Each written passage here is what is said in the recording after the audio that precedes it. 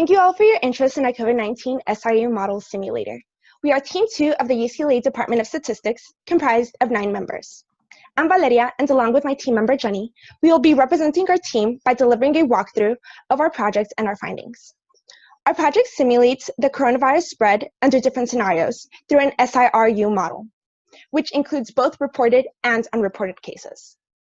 At the beginning of the simulation, the majority of the population is classified as susceptible. Once infected, people may be placed in the asymptomatic infected group. This rate is controlled by the transmission rate and the attenuation factor mu.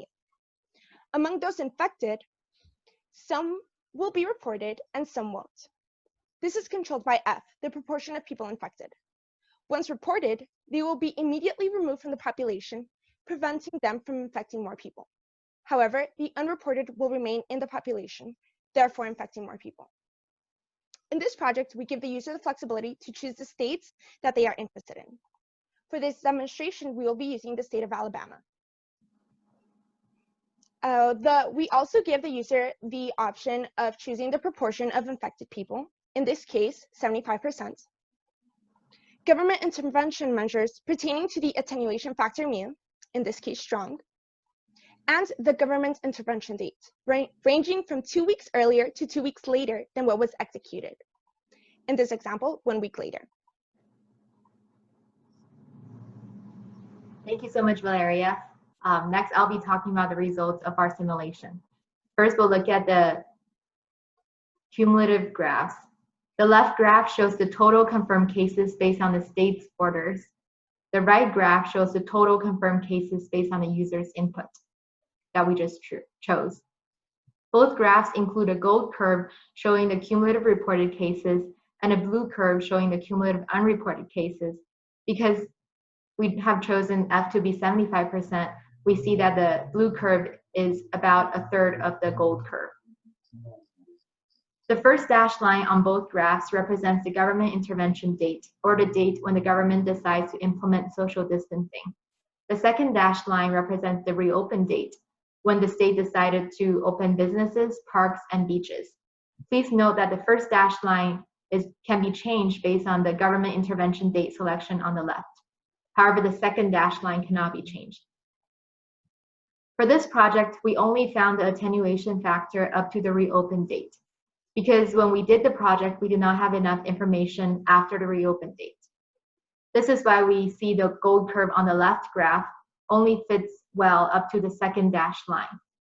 This can also be interpreted as if the state of Alabama did not reopen on April 28th, their cumulative reported and cumulative unreported cases should be something we see on the left graph. We also include the functionality of choosing between case count and proportion of total population, which a user can select on the left sidebar.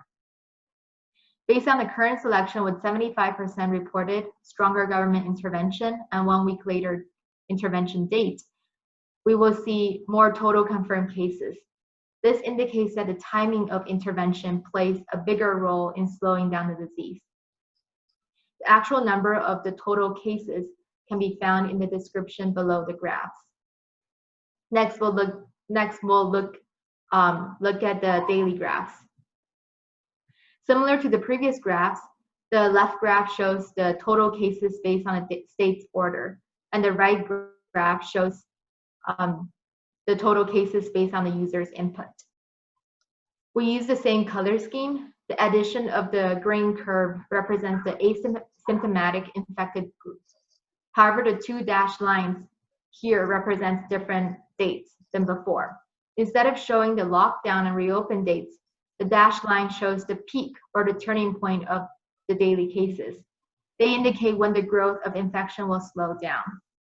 The black dots represent the actual daily reported cases. Due to various events happening in the States now, we do not see a peak yet. On the right, we see that the previous selection also increased the maximum daily infected, reported, and unreported cases. And the turning point will happen 1 day later. Definitely this will change based on different selection for the user's input. This is a simple demonstration of our COVID-19 SIRU Model Simulator. Hopefully you found it interesting and helpful. Please post your comments or questions in the comments below. Thank you so much for watching. Thank you.